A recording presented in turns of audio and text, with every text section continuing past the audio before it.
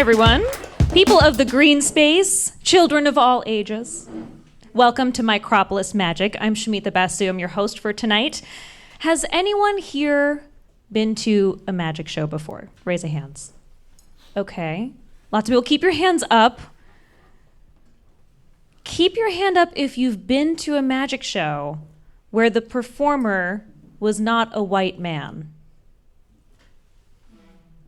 A smattering of hands in the middle. Okay, that's setting the stage for our conversation tonight. You can put your hands down. Wow, so good at following directions. You can put your hands down.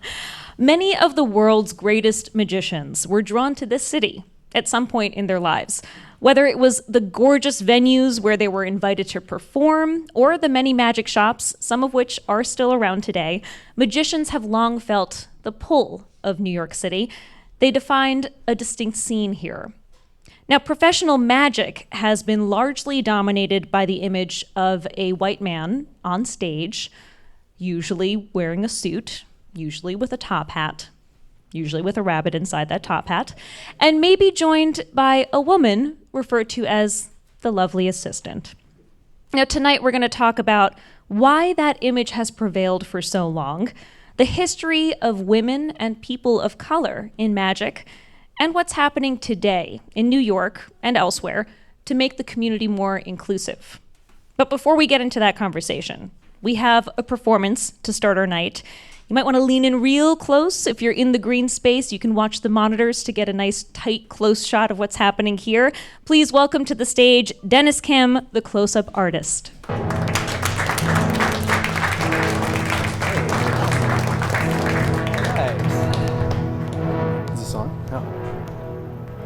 Hello everyone, good evening. My name's Dennis. I am a magician. I love performing magic. It's fair to say that, most, if not all of us, love magic, or at least fascinated with magic. We all probably have learned a trick or two as kids, right? The old the finger trick, right? Whoa. I'm gonna actually toss this finger foot thing out into the audience. If you happen to catch it, I'm looking for a volunteer. And of course, no pressure. If you don't want to volunteer, just pass this to someone else. I'm just gonna toss it randomly. Great catch. Hi, what's your name? Emma. Emma, would you like to join me up here on stage? Okay. Great, okay. Everyone, round of applause for Emma. Great. Sure, yeah. Great, watch your step, watch your step. Great, how are you? Okay. Great. Here, we're going to try some. Oh, yeah, thank you. We're going to try a card trick here. Have you done a lot of magic tricks, card tricks? No. For yourself? No? Okay, it's going to be sort of fun. Just one favor, could you shuffle this up for me? You could use a table if it helps you as well. So. No pressure. Great. No pressure. No worries. Judging my shuffling. Absolutely not. As long as they're mixed up. So.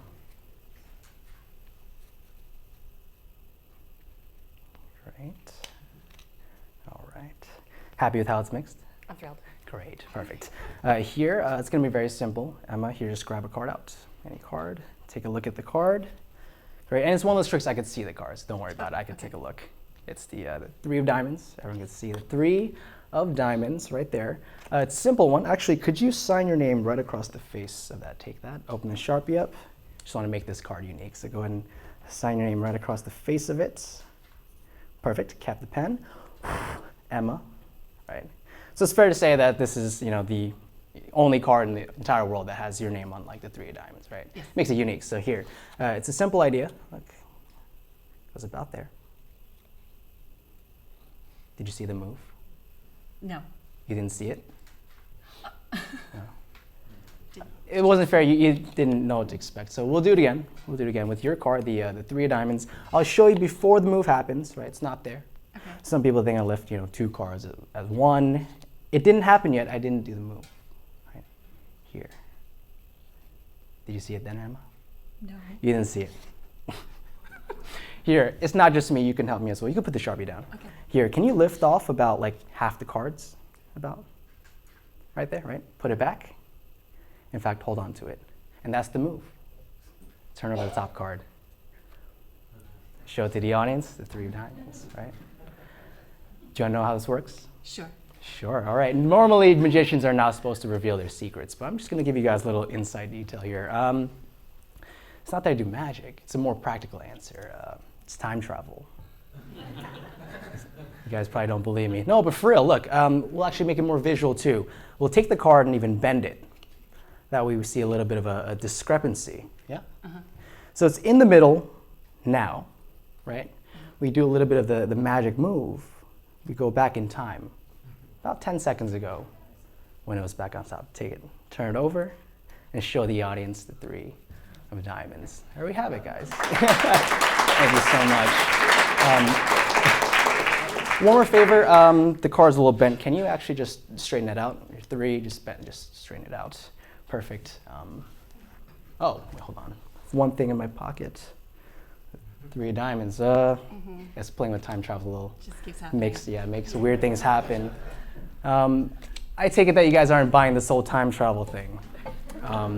Here, let me demonstrate a little further. We'll use 2 cards for this. Let's say, it doesn't really matter what it is. So the Ace of Spades, right? Emma, Ace of Spades, we'll leave that in the center, about there. And the second card, we'll use the 6 of diamonds, right? The Ace of Spades in the center, 6 of diamonds on top. I want you to remember this image. Remember this image because it's about to change. So we change it. So now the 6 takes the Ace's place, like so. And we do a little bit of that magical move. We go back in time, about 20 seconds ago. Remember this image?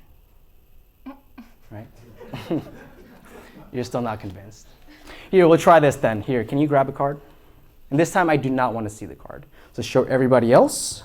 There's a camera there too, by the way, so if you want to flash it to that.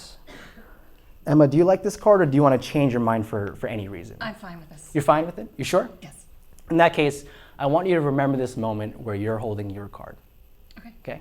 Here, just place it back somewhere in the middle. And I really don't want you to forget the card. And for everybody else in the audience, don't forget the card.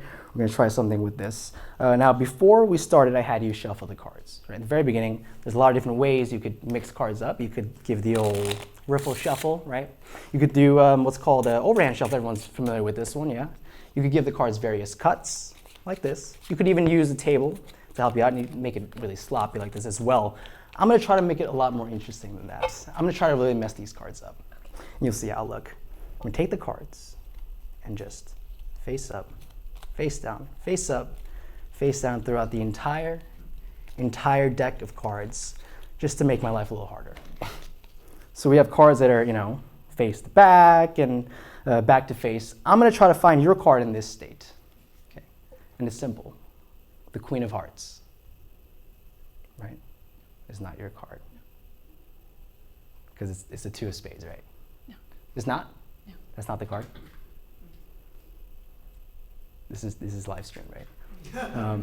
Wait, we need to fix it. We need to backtrack. Question, how many minutes do you think passed since you started shuffling the cards? At the very beginning when I called you up. Oh, feels like forever. Feels like forever. You're doing great, you're doing great. How many minutes would you say? 7. 7 minutes? Fair to say? About 7 minutes. Let's try something. I don't know if the camera can see this. Great. 7 minutes you said, right?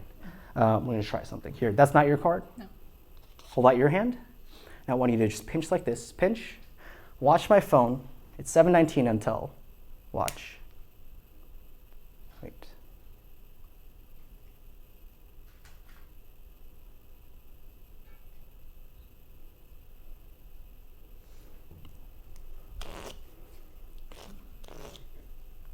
Nothing's happening. But if we really went back in time, let's say, I asked you to remember this moment where you're holding your card, right? You remember your card? Yes. Turn it over. The 10 of Hearts, right?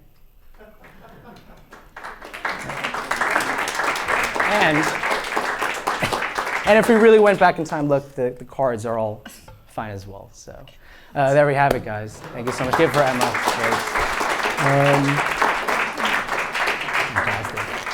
I'm going to try one more trick before I end my set here. I do need another volunteer from the audience. Can everyone, whoever wants to volunteer, can you hold up your phones? Everyone have their phones up. Could I just have everyone hold up your phones? I do want to get someone with sort of a large, I'm going to come down here, sort of a large screen. Sir, what's your name? Zach. Zach, you want to help me out here? Yeah. Great. Everyone give it up for Zach. Zach, great. Zach, nice to meet you. How are you? Do you have an Instagram by any chance? I do. You do? Great. Can you pull it up? Great. And can you go to your accounts? Yeah, great. Do you mind if this is going to, okay. I'm going to go to people you're following. He's following 251 people, okay. It's fair to say that you know a lot of these people. Yeah. Right. Most, if not all, because you follow them. I'm going to just try to load as many as I possibly could. Great. With one finger, can you just kind of just scroll down once? Go ahead. Great. And look at the first name that you stop at, right? In this case, Lauren, right? Go ahead and do it again. Great. So depending on what part of the screen you stop at and how fast you swipe, you end up at a different name. And it's at a different point in the list, so it's completely random. It's, in this case, chocolate, right? Yeah. So I'm going to have you do exactly that. But the thing is, I'm gonna hold your phone this way, so none of us see what's going on. Okay. But underneath, you're just going to do that, right? Just scroll on once. And whatever name you stop at, though, let's say in this case, Maddie, right? You're going to remember it. And there's a camera there. I want you to show everyone else that first name you stop at so everyone else gets a good, clear image of it. I'm going to look away. Does that make sense? Okay. You sure? Yeah. Great. So whenever you're ready, just go ahead and do that. Yep. Great. Let it scroll. Great. Lock your phone for a second. Just lock it. Yeah. Great. I just want to reiterate, this is your phone. These are your people you're following. Okay. When you unlock your phone, look at that first name, show everyone the camera, just hold it up so the cameras can focus, and let me know when you're done with that. And no one say the name out loud or spoil it or anything like that. Let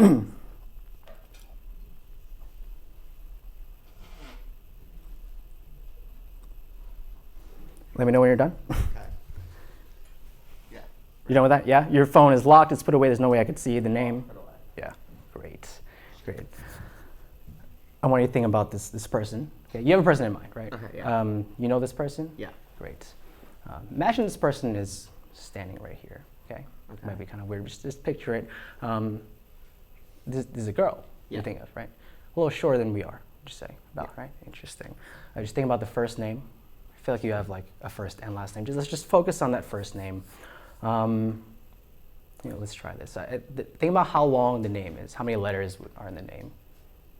Don't give it away or anything, but I feel like it's sort of a medium-sized, length name. About 6, 7 letters, right? I'm going to try something. Here, hold out your hand, right? Just your left hand. Right? I want you to squeeze my wrist here. Squeeze, really hard, really hard. And I want you to think about the entire name.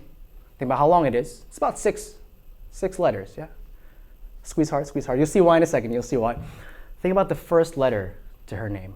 Think about the first letter. Squeeze hard, squeeze tight. Okay, and think about it over and over again. Just imagine it right here between us. It's harder, as hard as you can, like you're trying to hurt me. Okay. And it's weird, but you'll see. Look, let go, let go. It makes an impression because you held on for so long, right? But you start to form into something. Zach, I want you to tell me if you start to see something. Okay. Does that look like anything to you? An S. An S? Yeah. An S, yeah? Does look like an S. Think about the rest of the name. Okay. And on the topic of Instagram, can you go back to your phone? You can go back to Instagram. Okay. Do you mind if I search something up? Look, I'm going to search myself up. I posted something last night about this event. Can you go there? And I want you to look at my last post. Look at my last post, and I want you to just use a microphone. You go and read that caption out loud. I'm so excited to be part of the upcoming episode of Micropolis Exploring Magic that streams tomorrow night. The name that this man standing next to me will be thinking of is Sydney.Nicole2. Is that it? Yes. Great. But that's not all, Zach. You're doing a great job reading this out loud. Keep going. I will toss a fingerfoot out into the audience, leading to Emma joining me on stage to witness a card trick with her chosen card, the 3 of diamonds, keeps coming back to the top of the deck. Then he'll claim that it's done through time travel and demonstrate it with 2 cards. Still no one will believe me. Then for the final card trick, while the cards are jumbled face up and face down, we will travel 7 minutes back in time, back to when Emma was shuffling the cards at the start. You must be wondering how I can look into the future and create such a premonition. Well, time travel doesn't sound so far-fetched, does it now? Thank you all. Yeah. Thank you all so much. Thanks so much, Zach. You've been great. You have a seat now. All right, that's my performance. Thank you, guys. Please give Dennis one more big round of applause. Dennis, you're going to come and take a seat here. Choose your favorite of the seats. And keep that applause going. I'm bringing up two more guests to the stage, Belinda Sinclair and RJ Lynch. RJ the Magician, come on up.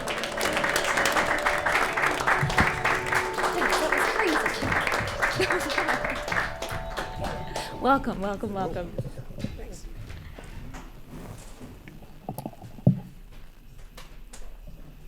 Okay, so I did ask the three of you in advance to think about the first question I was going to ask you, because I wanted you to prepare for the audience too.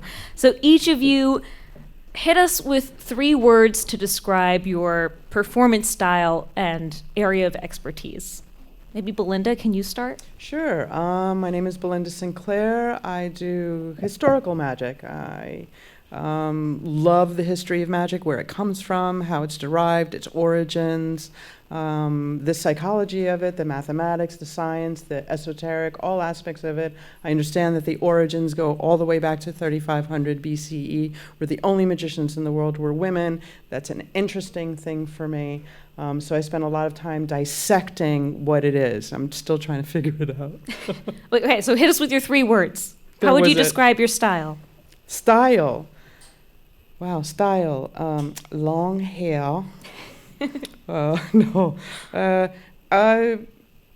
Wow, that's a really hard question. Style would probably be historical, surprising, and inspiring. Belinda, thank you. We're going to hear much more soon. Dennis, we just got a preview of your style, but could you hit us with 3 words for you? Yeah, that's a really tough question. I don't know. Engaging, entertaining. I don't know. I do a lot of close-up magic, so if that counts, close-up magic. That counts. We'll take it. And RJ? I would say loud. I'm definitely loud, as you'll see. I try to be funny. I guess you'll be the judges of that also, so it's subjective. And I would say colorful. Colorful. All right. RJ, maybe you can start us off. Tell us how you first got into magic. Okay. I'd like to say that you all look great, first of all stunning faces in the audience. So through flattery is what you're saying. Got it. So I got started in magic. I was really bad my whole life, so I didn't have this like mentor that taught me magic, and I went to a magic shop. Like, I'm from Wisconsin, and we're there, people are there. And in Wisconsin, I started to learn tricks on YouTube, and I was like really bad till I was 19, because I just did tricks for myself and my friends. And when I turned 19 at my school, I saw a poster for a performing arts camp upstate called Frenchwoods. And I applied to do all these different things, and they had a magic program, and they were like, we only want you to come if you teach magic. And I was like, are you sure? And they're like, yeah. I'm like, you're not sure because I'm not good. And they're like, no, we want you. So I applied to work there, and I learned from 7 different magicians from around the world how to really do magic like on stage and for real people, and that changed my life. So from there, I started to do magic at home, started producing my own shows, and I started to like get in the paper for stuff and learn about press. And then I moved, I taught magic in Shanghai, China, moved here straight from Shanghai, and got the job as the director of the Houdini Museum 5 months ago. And I just graduated college in May, so that's that's how I got into it. That's how you got into it. Dennis, why don't you tell us your story? How did you first start? I know that you all started at around the same age, around 9 years old. You all said that you got interested in magic at first? Yeah. I started when I was about 9 or 10. I have 2 older brothers. One of them used to do magic as a hobby, and he would come to my room and be like, "You want to see a trick?" I'm like, what do you mean? He'd like make this dollar bill float. And I'm trying to wrap my head around it as a kid, but as I was trying to figure out, I realized, I want to make my friends feel exactly how my brother felt there, because it's just such a novel experience to be fooled by something that shouldn't happen. And around that age, we're past like understanding how to interact with the physical world around us, and to be able to challenge that, like that just became so interesting to me. So I just kind of got really obsessed. I started with card magic, and I just kind of was such a geek about it, all throughout high school, and so I ended up making a career out of it. So, yeah. And tell me, you're a first-generation American, is that right? Yeah, first-generation. Were your parents immigrants to this country? Where were your parents from? They're both from Korea. Okay. South Korea. So. How did your parents feel about you getting into magic? That was actually really tough. I mean, they knew that I was doing it as a hobby, throughout school, but hobby versus career, it's very different. And I went to school up in UMass, and I studied nutrition. I wanted to be a dietitian, but just one thing kind of led to another, and upon graduation, I decided I didn't want to do that anymore. And so I started working at a desk job just to be employed, and I realized that a lot of my creativity was being sapped out of me. Like, I wasn't really reaching my potential. I was always a performer. I was always creative as a kid. So I decided to give myself X amount of time to take this risk to pursue this career, I guess. Mm-hmm. So, And yeah. Belinda, what was your entry into magic? Well, I grew up in New York City. My father was a photojournalist, UPIAP, and my mother was a local politician. And there's nothing more magical than walking into your father's dark room with what looks like a white piece of paper and dipping it in what looks like water and out popping an image. I'd be like, how'd you do that? The first magic trick Yeah, you it witnessed. was. He'd be like, can you keep a secret? I'd say, yeah. He'd say, so can I? I'd be like, what is that? And we had a lot of books in the apartment, and I had a fascination with something called a secret, the secret. And once I figured out there was something called a secret, then everything became a secret. Everything was clandestine. And he used to tell me, if you want to keep a secret, put it in a book. So all the books came out, and then I was one of those special kids. And they put me in drama school and theater school, and I was in drama theater school for 15 years. And I was whatever character I was always cast in, it was always the witch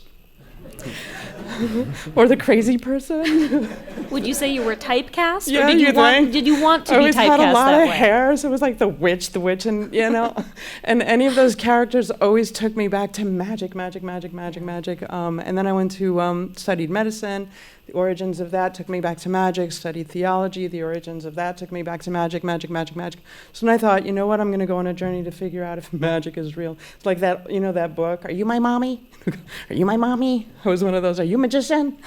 And what is that? And could anybody do it? And I fell into the technical aspect of it, but still on a journey to figure out the other aspects of it and how we can combine them in order to help people change patterns, behavior, thought, inspire, encourage. I mean, magic is the art of awakening the element of surprise.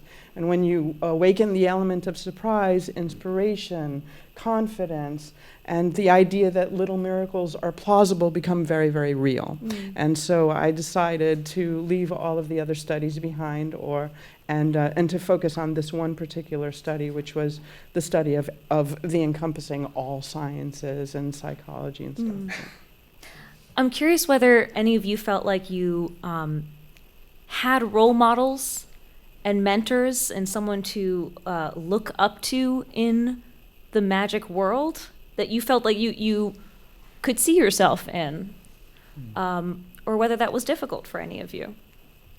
I'll say for myself, it's pretty difficult. I mean, I started this when I was, like I said, 9 or 10 years old. So I've been doing this for about 16 years. The first 10 or 11 years of me doing this, I didn't know anyone else in person that was doing what I was doing, besides my brother. But I mean, he kind of stopped doing magic as just a little hobby for himself. I just met no one else in person that did magic. Even in college, I was so excited to possibly meet someone else that does magic like I do. So it's a lot of just this lonely venture down this path. But at the end of the day, it was fine because I felt like it was something that allowed me to differentiate myself from other people. It was the way that I expressed myself creatively. So yeah. RJ, what about you?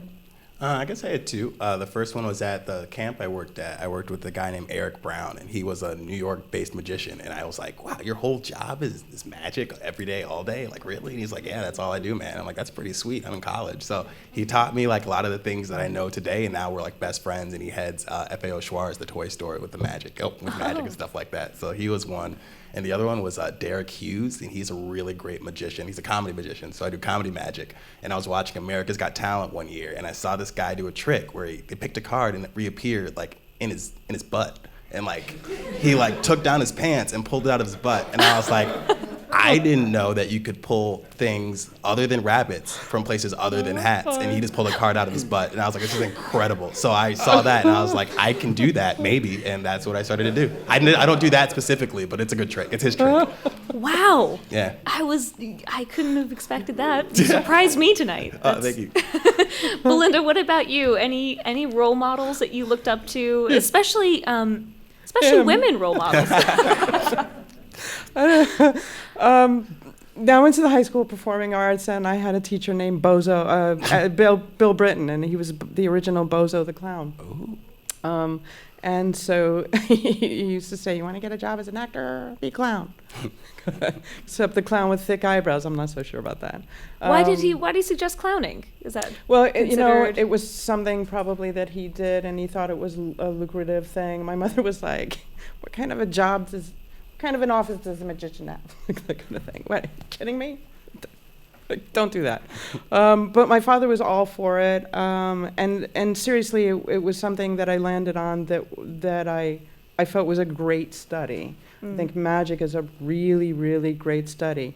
I'm inspired by all magicians, even the tiny little tot that comes and says, "Hey, wait, can I show you a trick?"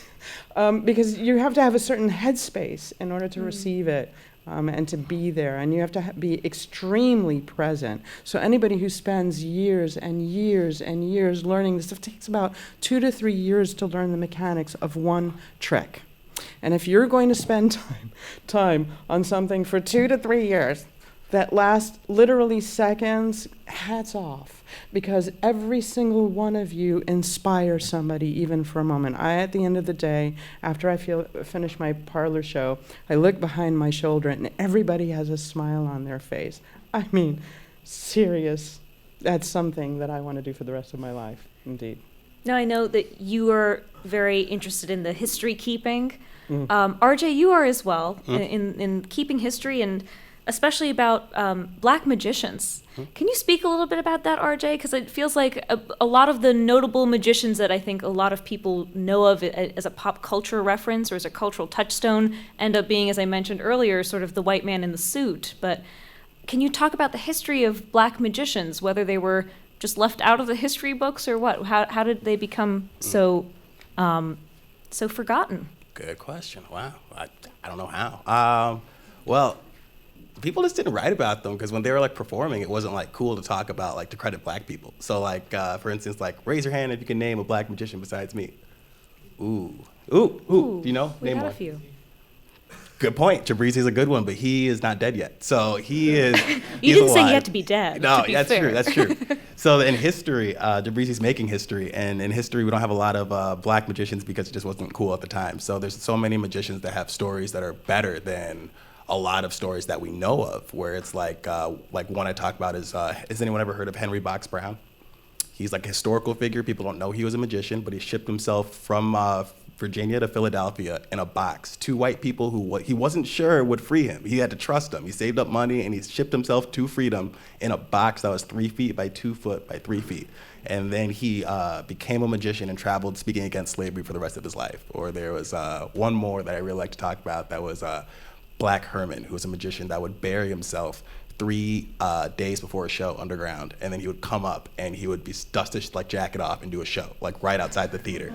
And like the crazy thing is he called it Black Herman's burial, and he died on stage of a heart attack, and everyone's like, nah, he's not dead. And then they're like, yeah, he is. And he's like, I call him the OG Tupac, because like people were debating whether he was dead before they were debating whether Tupac was dead. And it's just these amazing stories of these like black magicians we just haven't heard of, and they're there. So that's like kind of what I started writing about in college for my projects. And people are like, why are you doing that? That's stupid. And it started to get picked up in like op-eds. And then like I got hired to be a magic history person in New York. So it's like it's kind of worked out for me in that regard, you know.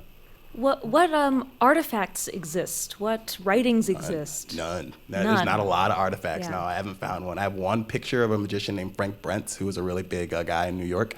One poster, but he's relatively recent. There's not a ton. There's a few books. Like I think there's one written that called like Black Magicians Heroes of something. Man, I need to get that book. But there's a few different books written about it. But there's not a ton of like factual things. A lot of the history is also oral, which is like a big thing. Yeah. Belinda, one association with magic that is historically linked to women is witchcraft, for which in history a lot of women were persecuted for witchcraft. And I know that you keep this incredible collection of writings and relics related to the history of women in magic. Can you tell us a little bit about some of the earliest known practitioners who were women? Well, magic, on my journey trying to locate the origins of magic, I traced it as far as 3500 BCE, before Common Era, up in Mesopotamia, where Iran is near where the Vedic texts were created. The only magicians in the world were women, and this is before the Dogoni tribe, or Nostradamus went into the Dogoni tribe to get all of his foreseeing events. And so it goes as far back as that. Witches, the word witch comes from a Danish word called named young lady. So witches were brewers. And way back in the 15th century, the word witch in Dane means young lady. And it was the young lady's responsibility to stir the brew, the hops. You couldn't drink water during that period of time. So they would stir this big cauldron of hops, and it was the young ladies who did it. It wasn't the men had to go out and work. The boys helped the men. The women cooked and made sure that the house was okay. So the young ladies would stir this brew, stay up at night, and get together, write these little limericks and stuff together because they were young. There would be cats around to keep the vermin away. And they would whisk the cauldron with a bunch of wicks that they had tied together called a wick. Wiccan comes from that. And the Wiccan healer comes because the hops was a brew that healed people. And they realized that these women were making more money than God. So they decided to persecute. First, they decided to burn the recipes, burn books, and then they decided, well, no, I'm gonna get rid of the women. I'm gonna imprison them. And there were a couple of people who actually began to write these books. I mean, you kind of try to wonder if magic is supposed to be something that is held secretive and held, and guarded very, very well. Why would you put it in a book?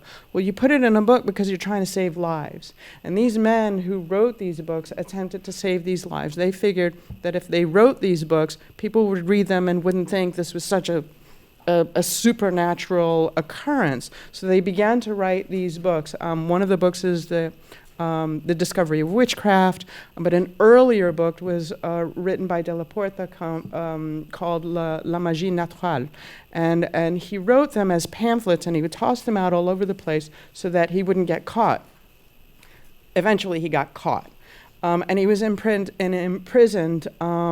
And when you're imprisoned during the Inquisition, you're not allowed protein. But if you're noble, you're allowed protein. And so his wife used to come in with a big basket of hard-boiled eggs that was soaked in vinegar for over 90 hours. And when you soak a hard-boiled egg in vinegar for over 90 hours, it becomes pliable. You can practically stick a scroll in the middle of them. But after a while, you kind of notice that something's going on. So what they did was they dipped it in a thin film of paraffin wax so that it looked shiny and it looked hard. And then they take a needle and they dip it in vellum. And they would etch out letter for letter, word for word. He did. His wife used to bring him in. Letter for letter, word for word, sentence for sentence. You couldn't see that. But the reaction from the vellum and the vinegar created a blue hue on the inside of the egg. So when she took the rest of the basket out and they got hard and she cracked it open, the entire inscription would be on the inside of the egg, and that's how he wrote all of his books. Oh my goodness. Well, I want to fast forward to the future for a moment and talk about the trope of the lovely assistant, and any of you feel free to jump in on this, but what are the origins of that trope and of women being credited for the stagecraft? Okay. So assistants, by and large, are the magicienne. They do most of the work. It's done behind the camera. They make sure they set all the traps and dip everything that they're supposed to be dipping in, and the timing is right. They make sure that the magician gets the illusion or the effect across so that we react at a particular certain time. It takes two.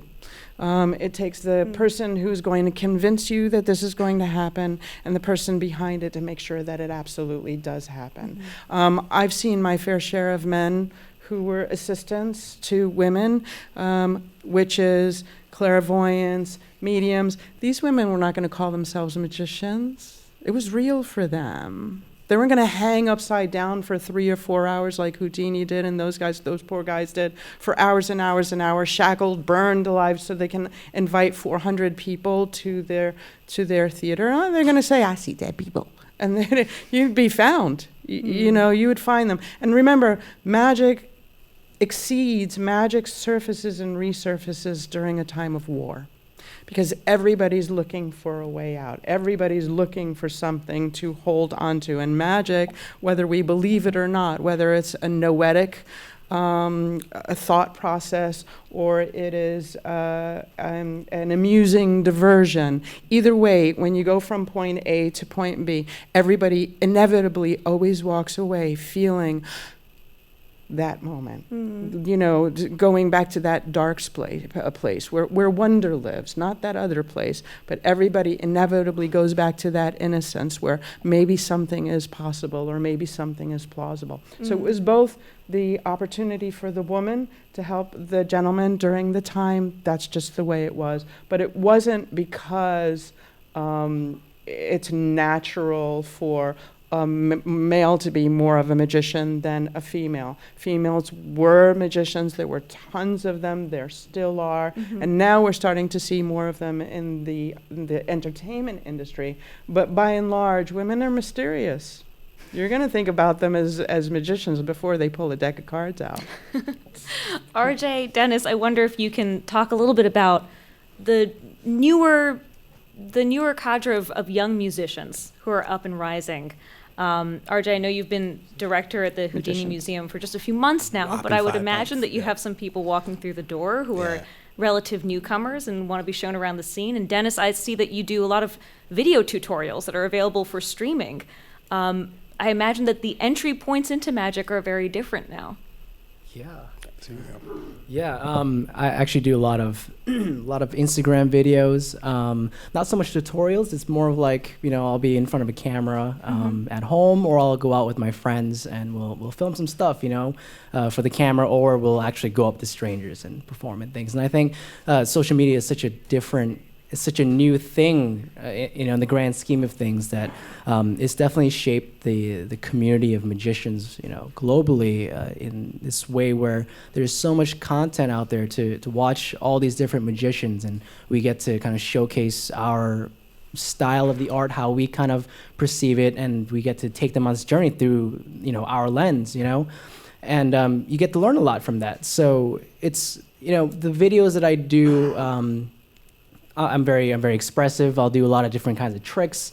And I think a lot of, you know, I get a lot of like messages and comments about people that say, you know, thank you so much for sharing this, because it kind of inspires them with certain ideas or the way that I, you know, the style of performing that I kind of emulate on the camera.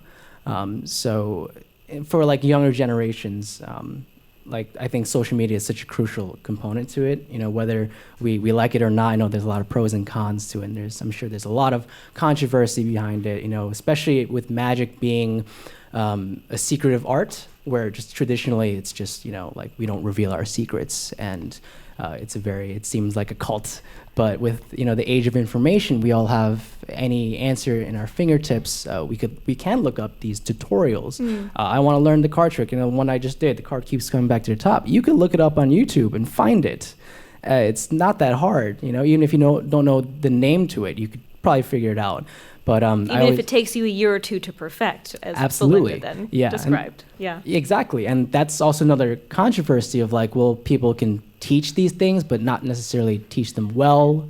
So people might go out there and not do it well. But the thing that's great with social media is also you get to see people that perform well. So you could kind of take notes from them, even if they're not like explicitly saying, this is how I do it, this is how you're going to make it look well. It's just kind of, you know, being impressionable. So I'd like to open it up for questions. If anyone in our audience has a question, just raise your hand and someone will be able to bring a mic around to you. Raise your hand if you have any questions. I can also stall for time if you need me to.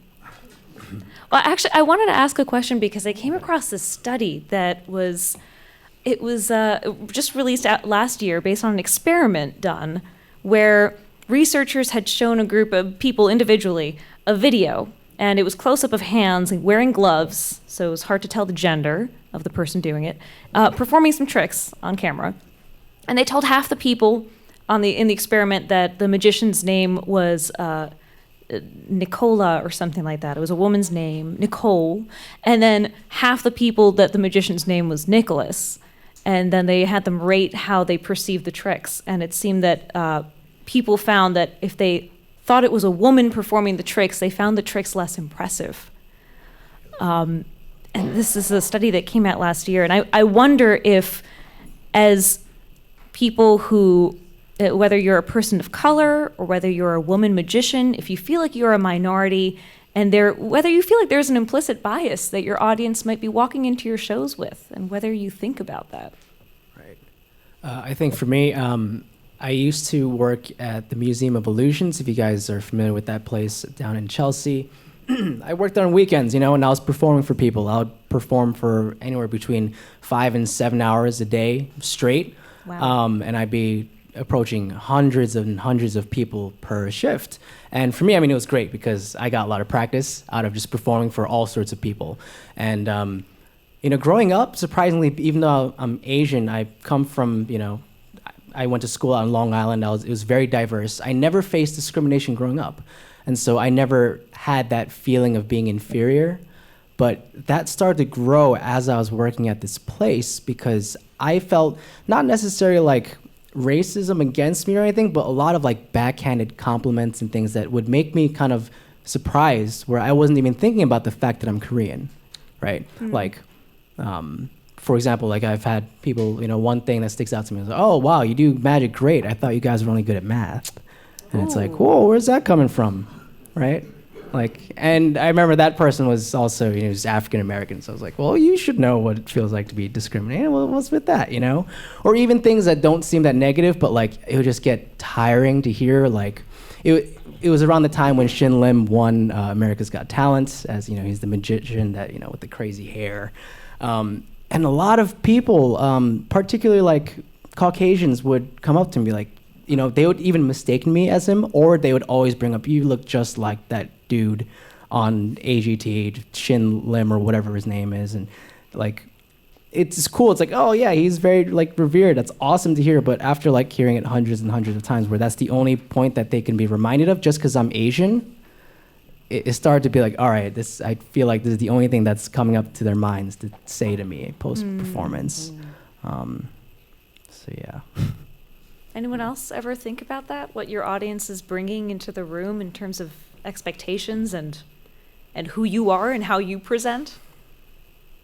I think when I come out, they always go like, RJ the magician, and I walk out and they're like, where is he? And it's like, no, it's me. Oh, no. I'm this skinny young kid, but I do magic. So I think that I like it personally because I think people don't know what to expect. And I think people are also looking like, if you're looking for a magician, like you have a template. If you type in magician on Google, you will see the same person. I don't think it's the exact same person, but they look like the same person. Mm-hmm. And I think it's like almost like refreshing to people when they can like see someone who's gonna, like, I can do, like you guys will see a trick that I do that my friends tell me like only you can do that trick. And I guess you guys will see why, but it's like there's a lot of things that I feel like that it's very unique to us and our culture that we can bring in that people haven't seen, which is really cool. I think we should leave the conversation there, unless anyone does have a question. Feel free to raise your hand if you do. Someone there had their hand up. There are some people with their hands up. Hi, thank you so much. I am wondering if you have any specific advice for 9-year-olds who might be interested today in pursuing magic? I do. Go for it, RJ. Like I said, I taught at magic camp for 3 years, and then I taught in Shanghai. I started, I believe, the first magic program in Shanghai over the summer. So that was, it's important to remind them that magic is an art form, And I personally believe magic should be like picking up guitar or something like that. It's good for your finger dexterity. It's good for like memory. It's great for math in a lot of cases. So it's something that you should remind them that they can do. It's also one of the very few things, like besides like acting is something where you have to make it to start making money. But magic, like everybody I know got their first like $100 like in half an hour doing a magic show. You know what I mean? So they'll pay you right away. Remind them of that. And for like little boys or girls that come in, I'm like, listen, man, you're gonna quit and you're gonna come in like 15 years and be like, oh, I used to do magic. But like right before you stop at 16 when everyone's making fun of you, at 18 you're getting free drinks and chicks dig it. So it's like you gotta keep doing magic because it becomes something that's really fun, especially if you're not just like some guy doing card tricks. You know what I mean? If you're actually good, that helps. And also, I used to teach kids magic at this summer program out in Flushing. I did it for a couple of summers. It was like a 7-week program where I'm teaching kids from kindergarten all through 6th grade. So, that includes, 9-year-olds. And one of the things that was interesting to me was that, like, once you bring magic or some kind of art, it doesn't have to be just magic, like, you see their eyes light up, just giving them this opportunity to be creative. I would be in these classrooms, and these kids would always bug me, like, can I take my iPad out now? I was like, you have an iPad? What? You're like 5 years old, what's going on? Or like their iPhone in like these older classes. But once I start showing them magic, like they loved it, and it helps them also with, I know this is a bit of a tangent from what you're asking, but no matter what method of which you'd have your kid learn this magic, I think it's important because for me personally, it opened up, it broke me out of my shell as a kid because it forces you to perform in front of people. It's very socially dynamic. You have to have something prepared and practiced and perform it from start to finish without stopping midway and saying, I messed up. I can't, let's start over, right? But more into your question, and this is also sort of a controversy among magicians, especially, we have some people that could be very old-fashioned, like in this day and age, no, we got to stick to the books and everything. But I understand this is a very fast-paced world we live in, especially in New York. Like I said before, it's the age of information. You can find a lot of things on YouTube, and I was against a lot of that stuff until I started to hear about, magicians that are kind of respected, that do have these YouTube channels that have great tutorials and tips and things, and I would finally check them out, and I, kind of realized, okay, there's some decent stuff out there. And personally, that's how I started too, because I had no idea, and I didn't have any access to magic books, and they can be pricey. But videos, I'm realizing that the younger generation of magicians, they're like 14, 15, 16, they're doing crazy stuff, the crazy, like, advanced sleight of hand that would have been unheard of when I was a kid, when I was 15, 16. And it only makes me wonder why. It's because you learn so much faster watching a video and seeing, okay, this is how you do it, and some tips, rather than reading an excerpt on a certain chapter and trying to digest it and understand it. But, yeah. Is magic on TikTok? Oh, Are the is. kids doing magic on TikTok? Yeah, sadly. I think it's really, really important for anybody who's studying magic to take theater lessons, acting lessons, to learn how to tell a story. Magic doesn't work unless the story works first. Unless you can convince somebody of that story, the magic is just the tool. It's wonderful to see move monkeys. We call them move monkeys. Because they do these really cool moves and stuff. For themselves. That's what we call them. We call them move monkeys, and they're wonderful. Stand on a stage and try to do more than just the move. It's going to get lost. You need story. So it's great to go ahead and buy a trick. It's even greater to take that trick and learn how to tell a story with it.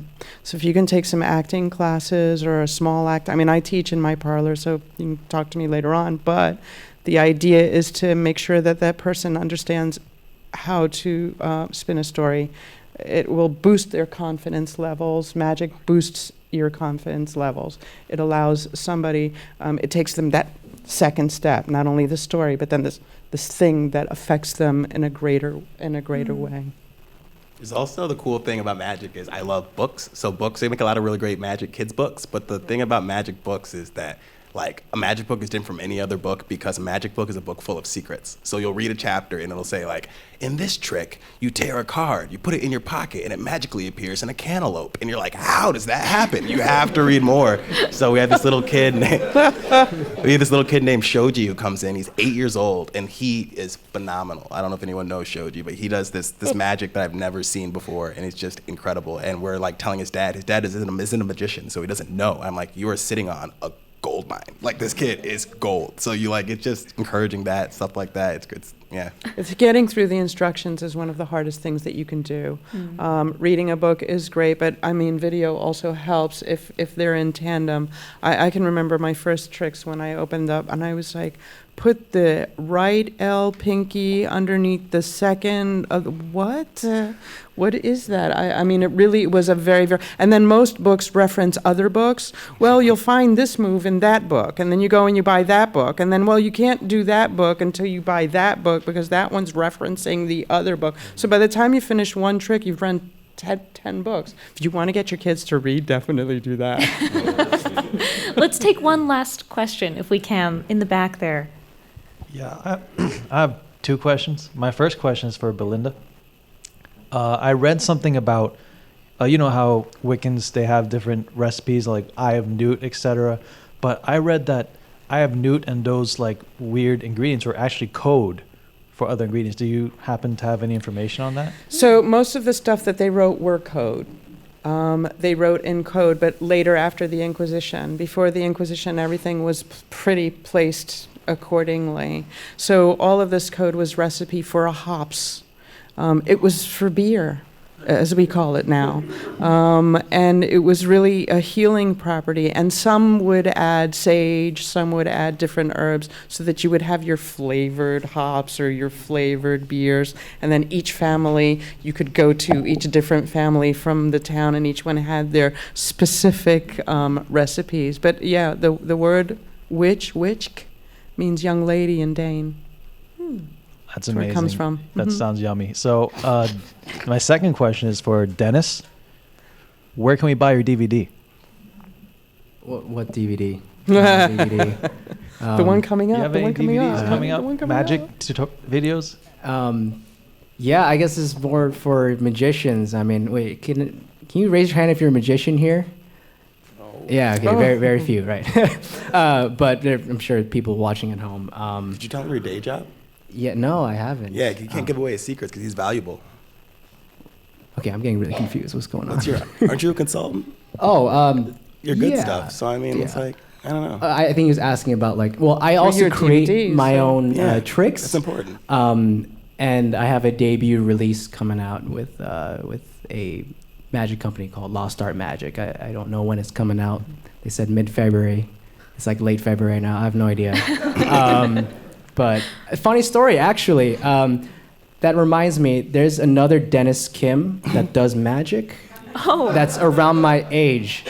And I gotta tell you, that was the most difficult thing for me to establish rapport with anybody online.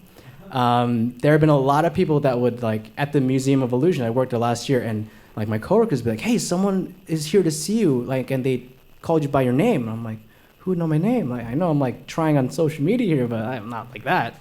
They come up to me like, I'm so excited to meet you. This is amazing. I love all your stuff. And like, I post videos too. So I'm like, oh, thank you so much for having this conversation for like 5 to 10 minutes. And as we're talking, I'm getting more and more confused because he starts referencing certain things. And he's finally like, yeah, man, I bought your download, the thing with the card in the hand and all this stuff. And I was like, oh, that's not me. Oh, no. That's the other guy. That's the other Dennis Kim. And he's like, oh. Well, it was good meeting you too. I'm like, oh, no. And that would happen all the time. But he has stuff online that you could purchase. But you go by Dennis Kim, the close-up artist. Is that how we would find you? Yeah, you could find me best through that, yeah. Okay. I don't, but I mean, it's not like I go around people like, hey, I'm Dennis Kim, the close-up artist. How are you? And show you Advanced magic trick. refrigeration. Right. Yeah, it's like, Dennis, I mean, it's still my name. Just unfortunate. Not unfortunate, but it's just coincidental. I share a name with someone the same age as me that also does magic. It's like, You should do a how does show that together. even- I have yet to meet the guy. I'd love Dennis to meet Kim him. and Dennis Kim. That would be amazing. Dennis Square. One night only in the green space.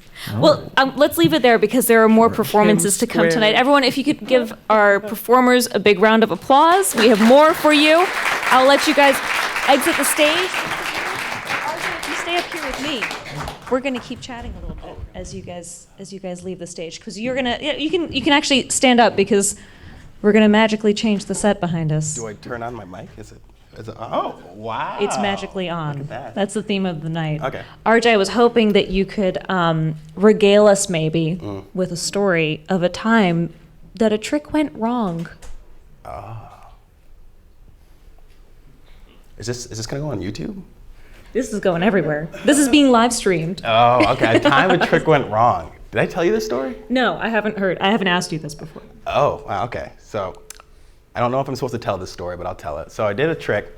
I'm a comedy magician, right? I'm also young, so like I make mistakes. So I did a trick in front of a large group of about 1,500 people where I thought the joke would fly over the heads of the children, kind of like Shrek, how when you watch Shrek, you know, like Lord Farquaad is like actually a bad word and kids are like, oh, that's funny, and the adults understand it, you know, so I was like, oh, this will work, and I did it.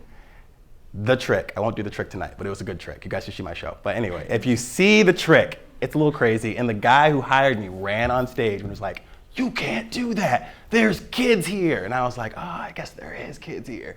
So then he ended up firing me on stage in front of everyone. He goes, pack your bags, go home, you're done. And I got fired on stage in front of 1,500 people. And Did they think it was part of the act? Or? No, they knew it wasn't. And the thing is, like, no, none of the kids would have known what was happening, but the fact is that he did that. Everyone goes, why was that so bad? So I taught a lot of lessons to a lot of kids that day about a lot of things. So that's the time the trick went wrong. Yeah. Thank you so much for sharing that with us. RJ, I'm going to let you take it away. Okay. Please perform. Thank you. All right, so my character is a little different than who I am. Like I talk a lot less softer, so I'll try to like get into character. All right. Hello. That was shitty. Hello. My name is RJ. I'm a magician. Ooh. I'm RJ. I'm a magician. Ooh. Thank you. I'm also 23 and single. I'm from Wisconsin. Ooh. So I'm going to show you something amazing because at the end of a trick, people forget to clap. People forget to ooh and ah because at the end of a song, everyone knows to clap. At the end of a trick, you forget because it's so amazing. So I'm going to do something amazing and you guys say ooh. Ready? Not yet. Okay. All right, New York. All right. I'll do something really good. You guys say ah. Ready? 1, 2, 3. Ah. Better. All right. If it's really good, you guys got to say hot damn. Ready? Even the kids. No, I'm just kidding. Ready? 1, 2, 3. Yeah, that's right. I work out. Okay. For the first trick, I need a volunteer. You, sir, could you help me out? Yes. Could you please come up on stage? Everyone's gonna clap. Clap, clap, clap, clap, clap. Here you get the Sharpie of Destiny. Ooh. And I have a pack of playing cards. Cool. Take a card, any card. Make sure you show your favorite person the card. Now today I'm going to show you my superpower. You know what you're thinking? What's more super than being a black man from Wisconsin? I'll show you. My superpower is that I have super speed. Please show everyone in the audience. Show the person you don't like. Just kidding. All right, I'll take the card back. Perfect. So, super speed.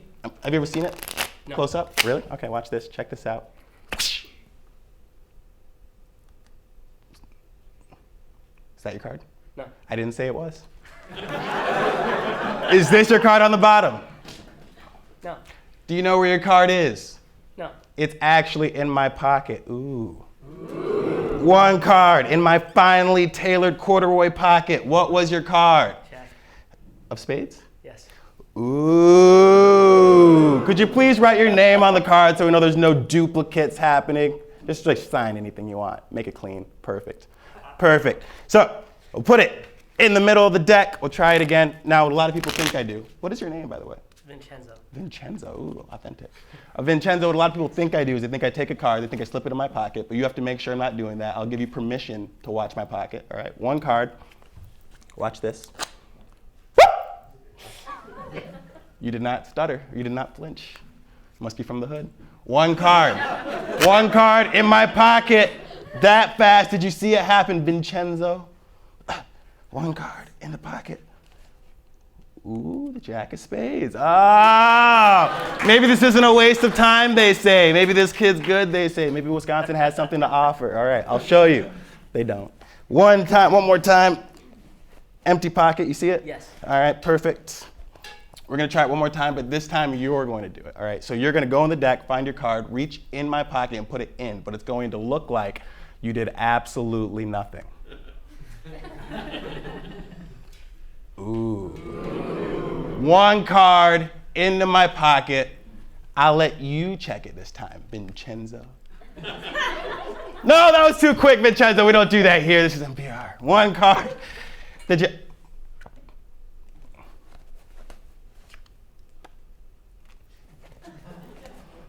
One card.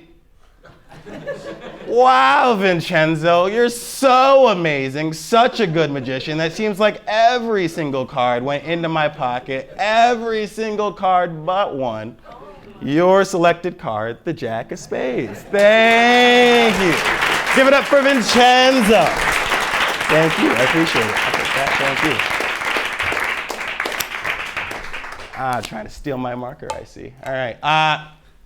For this one, I need two people. Oh, you, sir. What's your name? Lenny. Lenny. Everyone give it up for Lenny. Lenny, you get to pick two assistants. Pick someone you like, someone you don't. It's not my kid.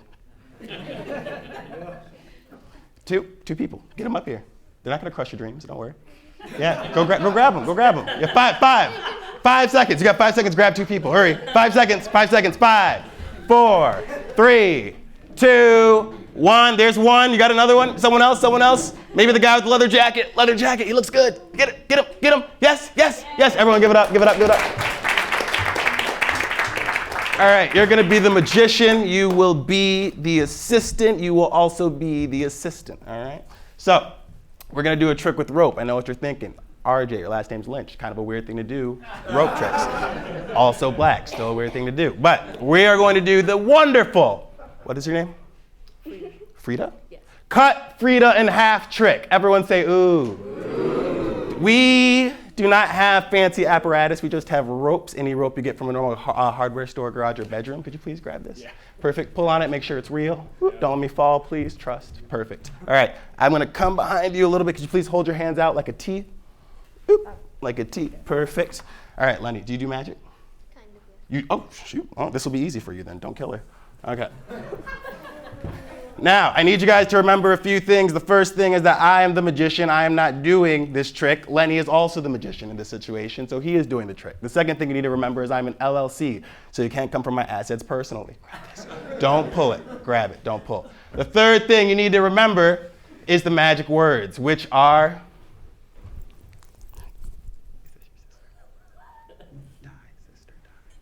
Thank you. Yeah, you have to say it or it doesn't work. Say them. What are the magic words? One more. Say the magic words. The magic words are. Okay. You got it? What are the magic words? Die, sister, die. Yes, these are the magic words. You are a good sibling. It's not my kids. Okay, so I'm going to stand in the audience. You will do as instructed. You will pull the ropes as hard as you can after you say the magic words, die, sister, die. Whatever happens, remember you can't come from my assets personally. I just graduated from college. So on 3, we will pull the ropes, die, sister, die. Everyone will clap for the timid magician, Lenny. All right. Not yet. 1. Whoop. 2. Grab it tight. Grab it tight. And you're going to pull as hard as you can. 3, die, sister, die. Pull the rope through like a knife through butter. Everyone give it up for my assistants. Thank you. See, she's fine. I didn't kill her. Oh, thank you so much. Wow. Beautiful. All right, one more trick. I need someone who's brave, strong. You, sir. What's your name? Andrew. Everyone give it up for Andrew. All right, Andrew, do you know what this is? Looks like a can of Coke. Looks like it is tight. All right, this is what we're gonna do. Could you hold your can or your cup? This is your cup. I'm gonna hold my cup. Ooh, sorry. Oh, hold it up. Don't move because this is dangerous. Almost, we need about the same level. Okay, not yet! Do you have enough? Hold on. Let's see. Perfect. All right, perfect. Okay, hold yours up. This is the mystery of the vanishing Coca-Cola. Ooh. Yes, so what we're gonna do today, I'm gonna tell you a secret. I was raised, sadly, my parents are Jehovah's Witnesses. So I didn't get to have fun as a kid. That's what that means, right? Hot damn.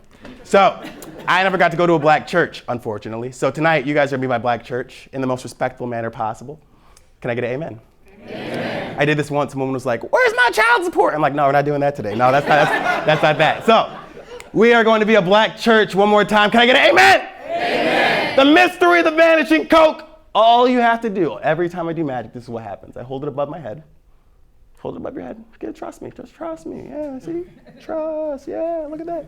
All right. Every time I do this, I slide to the left, slide to the right. I take it back, and then I cha-cha real smooth. And everyone claps. Yes. That is what I do every time magic works. That's how it works. Trust me, I'm not a liar. So I am going to do the magic with you, the magic dance with you, and we will do it together. Your Coke will vanish. Trust me. Don't do anything yet, though. You're going to close your eyes. We need to do this together. Close your eyes. Feel it with me. I'll lead you, all right? We're going to go to the left. Slide to the right. Take it back. Cha-cha real smooth. Ooh! Wasn't that good, white people? Yes, okay, cool. So, hold it above, just like this. I will show you how the magic works. Don't do anything yet. Don't get excited, all right? Ready? 1, 2, 3. Don't do it. Don't do it yet. Trust me. Psh. What? Wow! Wow! How did he do it? How did he do it? Crazy. But wouldn't it be more crazy if you did the magic? Say yes. Yes. Wouldn't it be a miracle if you did the magic? Say yes. Yes. Yes. New York, I want you on your best behavior. Lend me some sugar. I am your neighbor. Amen. Amen. This has to work now, right? Please hold it above your head. I want you to close your eyes. And I want you to trust me. I'm not a liar. I'm going to have you tip it on your head on 3. It will work. They will go crazy. And you will all join the Church of RJ. All right? On 3. 1. Can I get an amen? Amen. 2. Hallelujah. Hallelujah. 3. Everyone give it up for my beautiful assistant. Yes, yes. Thank you. Thank you.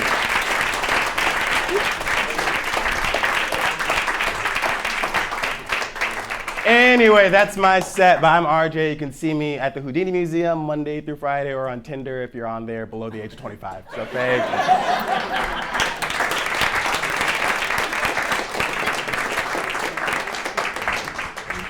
RJ the Magician, everyone. RJ, thank you so much. We have one last performance for you tonight.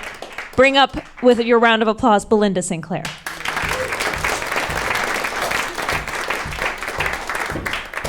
Good evening, everyone, and thank you for coming and spending some time with us. So I'm going to go over a little bit about magic. There's this ideology that you're not supposed to tell anybody how magic works. I do. And I do not to discourage the integrity of magic at large, but just to give you a little bit of an invite into what it is and what it means. So I'm going to ask somebody to come up, and I'm going to ask that same person to stay here so that we're not going back and forth and back and forth. You, sir, come. Yes? Was he just here? Oh, were you? No, that's all right. Come on up here. Sure. That's all right. That's all right. Are you a magician? I'm not. Oh, great. Perfect. So when a magician asks somebody to pick a card and place it back in a pile, 9 times out of 10, people think we cheat. We do. The most common way to cheat is by peeking at the bottom card in order to know that the next card is going to be your card. So if I say, here, put your card there, that's where you're all looking. I'm looking at a Queen of Hearts. So anything underneath the Queen of Hearts would be the spectator's card. The more disheveled it is, the more plausible it would be that I would be squaring the cards up while I'm cleverly looking at an Ace of Hearts. So anything underneath the Ace of Hearts would be the spectator's card. That's one way of cheating. I cheat another way. What's your name? Andrew. Andrew, good to meet you. I'm Belinda. Okay, so I cheat another way. Reach in, pick a card, any card. Don't let me influence you in any way, shape, or form. That was easy. That's the 10 of spades. Now, I handed that to you. Yeah, you can show it to everybody. Yes, it is. Okay. It's very, very easy. I just handed it to him. He had his hand exactly where I wanted it to be, and he went for it. This time, I'm going to ask that you do not make it so easy for me. Just reach in, pick any other card. That's good. Go ahead, pull it. Okay, now, he doesn't pick the 10 of spades, but he does something that's going to make my life very, very easy. He does this. And the moment he does that, I clamp down on the deck just a little bit to make his life a little harder to pull that card out. Did you notice it was a little harder? Because when he does, watch what happens to the top. See how it bends? And the longer I stall, the more the heat of his hands are going to permeate the corners of the card's going to bend even more. So that when he places it back on top of the pile, this is what it looked like. But before you do that, without the reflection of the back mirror, go ahead and show everybody what that was. Before he does, now he's going to place it back on top of the deck just like so. Now he had it in his hand only a couple of seconds. Do you see that? Do you see that, everybody? You see that tiny little space under there? That means even if I straightened it out just a little bit, when I put the rest of the cards back, look what happens. Do you see that?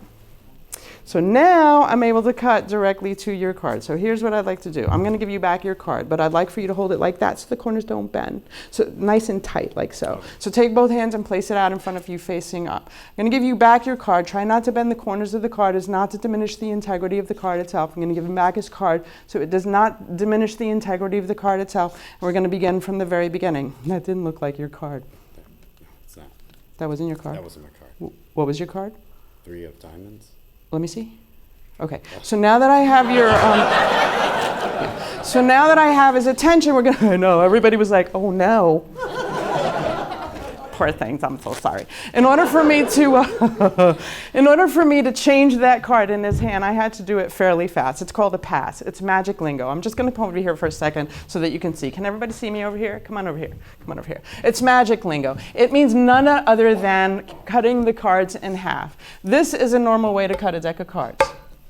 Like so, or in the hand, just like so. But a magician has to find a way to do it where you don't see it happening. We do it with one finger. So let's say, for example, I show you the 4 of diamonds, right? But the 4 of spades is the one that needs to come up to the top. That pinky's got to do all of the magic, and this is what it's going to look like in slow motion. Ready? Now, there's a problem with slow motion. You think it's kind of cool. You can probably see exactly what's going on. It's not angle-free, and it's not seamless, and magic needs to be seamless. Right? Well, when you take color and you put it on top of a white background, it creates contrast. And the mind sees contrast very, very well, but it does not see color. It only sees color, it only utilizes color with reflection and light. Right? Here's the move. These 2 fingers have to do all of the work. These 3 fingers have to stay still so it doesn't look like I'm doing anything. And this thumb has to get out of the way very, very fast. I'm going to come on over here so that everybody can see exactly what I'm doing. This is the move, the entire move. Ready? Took years to do that. That's the move. Ready? We'll do it again. Ready? That's the move. We'll do it over here. Ready? That's the move. So that's what it looks like there. This is what it looks like here. Now let me show you what it looks like with the backside color, because with the backside color it looks like a baby miracle, right? So if I took the Jack of Hearts, place it down towards the bottom, the pinky and the thumb go into position, you're never going to see that card rise right back up to the top. Okay, we'll slow it down just a little bit, shall we? But now you guys were sitting like this. Now you're like this, right? Well, the closer you are, the less you see. The further away, the more you see. It happens in life all the time. Please come. This is not to diminish your integrity in any way, shape, or form, but merely to prove a point, shall we? I'm going to move this microphone just a little bit out of the way here, and you're going to sit up right there. Sit nice and tight, right? Knees together, feet and fingers like so. Remember, the closer you are, the less you see. The further away, the more you see. Now, again, not to diminish your integrity, but merely to prove a point. Fair enough? Okay, here we go.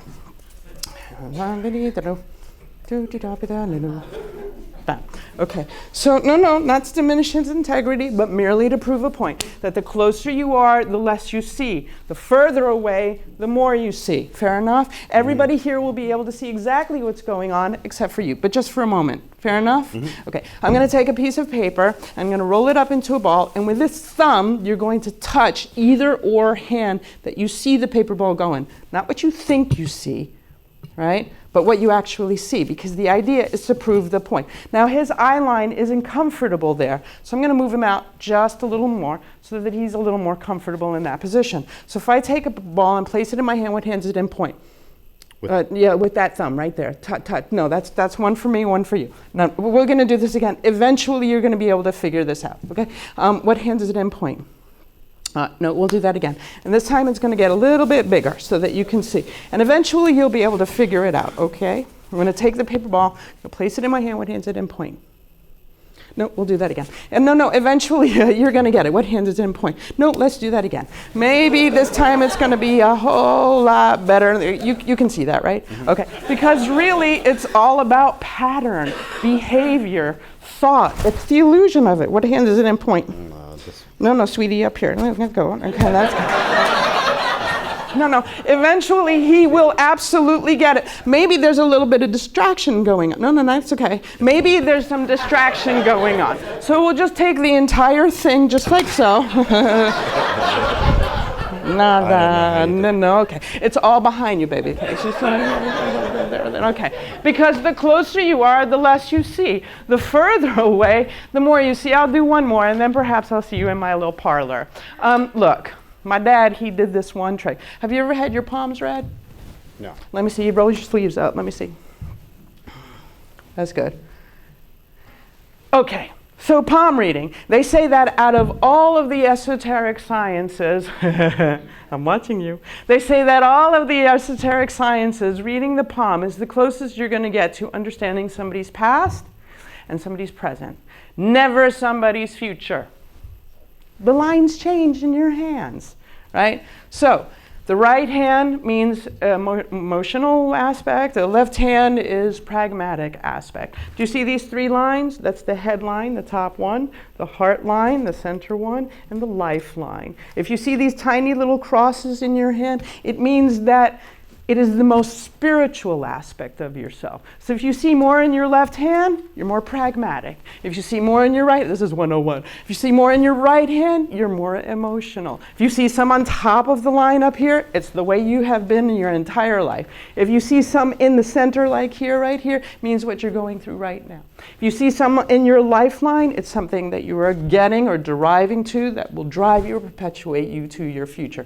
So if somebody comes to you and says, somebody by the name of Tom, Dick, or Harry going to come and kiss you on the forehead in the future, you better run real fast. Now, let's see. The idea then would, friction. Do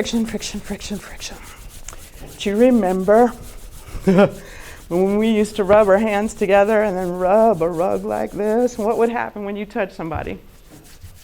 Static would make you shock, just like so, right? Static would make, but if you touched a source or somebody touched you before you got to that, it would go in the opposite direction, wouldn't it? I'm going to show you what we're going to do. Because we're in an environment that implies spiritualism and magic and the esoterics, I'm going to ask you to do me a favor. I'm going to ask you to imagine a color in your mind. You have it? Okay. Okay. Is it a vast color? Is it a small? What color is it? Purple. Purple. Now, if I were a real psychic, I'd have known that. But it just doesn't fall under my jurisdiction. Okay, so purple. I want you to imagine that purple in your mind's eye, going from your mind's eye to your shoulder, from your shoulder to your elbow, from your elbow to your wrist, from your wrist to the center of your palm. You're going to make that coin move.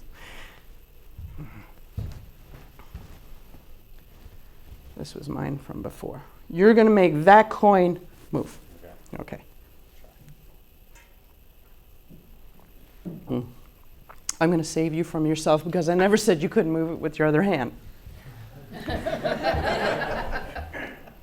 There. Listen, when we're young and we're innocent, we believe in magic. It's just what it is. When I do magic for young kids, they're like, yeah, okay, right? Because they believe. But because we're in an element we think that perhaps we should stare at the thing for the thing to move. Now, there's something in magic called a muscle pass. So it's sort of implied, where you take a coin and you place it certainly in your center of your hand somewhere, and that coin, after a trigger, right, allows it to move. Just like transcendental meditationalists, when they cross there and they move their buttocks muscles and they lift just a little bit. I'm going to teach you what that feels like in just a second. Are you ready? Oh, sure. Right. I want you to think of your color. Now, this is not heebie-jeebie stuff, people. For every action, there is a reaction. If I were to touch the center of his palm just like so, that coin's going to move just a little bit. If I were to touch some tendons in here, the fingers will move, that coin's going to move just a little bit. But I'm going to go where everything congregates, the funny bone, right? Watch what happens. You move this way so that everybody can see. Otherwise, my body would be in front of everybody else's. Okay, ready? Where it congregates. And you'll feel something in a minute. We're going to warm you up just a little bit. Now, ooh. Okay, look. I touched a tendon and everybody's like, whoa. That's all. Wasn't that cool? That was really cool. It was really cool. And he's going to remember that for the rest of his life. So I'm going to bring us back to when we were really little. I'm going to bring us back to nostalgically. Do you know that the Greek definition for nostalgia means going back to pain? And it's because you can never be present when you're going somewhere else for comfort.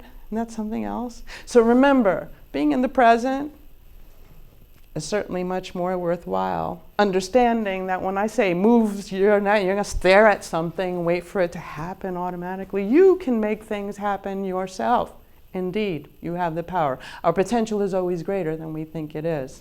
Now, let me see your hands. Palm read. We were talking about palms. Something very, very interesting about his palm is that he's got tiny little indentations in his palm. Did you show everybody? Look, let me show you. Come, look. Look. See those tiny little indentations there like that? You know, they go inside of the line. Do you see that? If anybody has that, it means you're dehydrated. Okay, I've said it. All right, here, we're going to bring us back nostalgically from when we were children. Please do everything that I do, nothing more, nothing less. Just hold your hand out, just like so. Great. I'm going to place a coin into your hand. I want you to do everything that I do, nothing more, nothing less. Is that agreed upon? Yes. Terrific. I want you to take your right hand and gently move it like so. Place it around your wrist, hold tight, bring it down just a little bit so that everybody can see. Good. When I was little, this was the only trick my dad knew how to do, other than the photography stuff, right? Which I thought was pure magic. He would take a coin, hold your position, please. I'm going to touch that coin. I won't touch you, but I'll touch that coin. Fair enough? Mm-hmm. Great. Hold your position.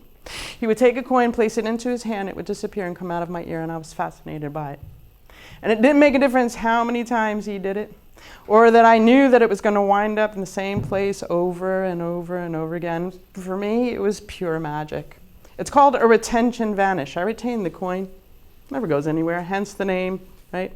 To retain. This is called a French drop, where through misdirection, I make you look somewhere else. Finger palm position, if I toss the coin into my hand, you might think it's in there, but it's really not. Some people even question the validity of the coin. Other people say that you have to be fast in order to do magic. Listen, people, there's a method to it all.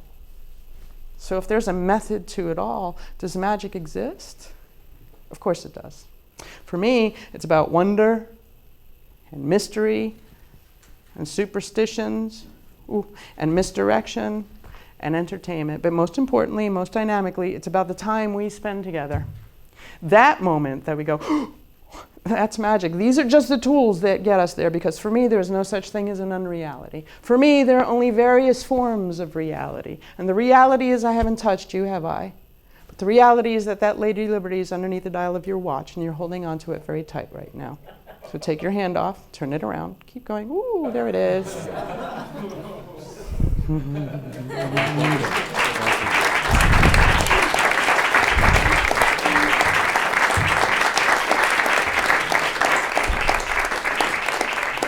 Whether it's paper balls over the head or a coin under the watch, whether a flower is or a card trick, remember that we understand that we are capable of more than we understand, that our potential will always be greater than we think it is. May your days be filled with glorious laughter, peace of mind, ease of spirit, and journey beyond imagination. And may you all find generous souls to share in your dreams always. Thank you.